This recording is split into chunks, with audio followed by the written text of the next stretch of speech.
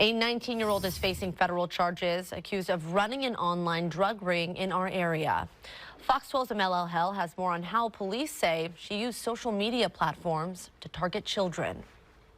Investigators say not only did Avery Dickinson target kids to buy drugs from her, she also used them as drug runners. Investigators also consider her to be a part of a larger drug operation that is responsible for several juvenile overdoses. Investigators say the 19-year-old from Damascus used apps like Instagram and Snapchat to advertise to kids and take orders for illegal drugs, and even named her operation Kiki's Delivery Service, which is also the name of a popular Japanese children's movie.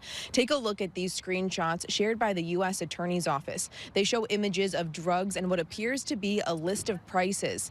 Federal agents served a warrant on Dickinson's home and car yesterday and seized drugs including cocaine, ketamine, marijuana, and what investigators are calling counterfeit Xanax bars, along with $3,000 in cash. According to court documents, prior to this raid, investigators conducted an undercover drug transaction with Dickinson, purchasing Xanax that turned out to be fake and oxycodone pills.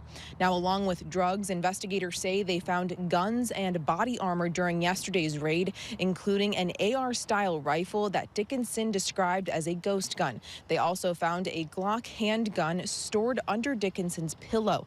Court documents indicate she admitted to buying the gun from a 16-year-old who had stolen it from his parents.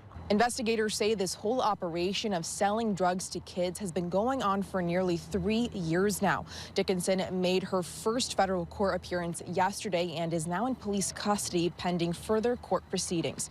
Reporting, Amel El, Fox 12 Oregon.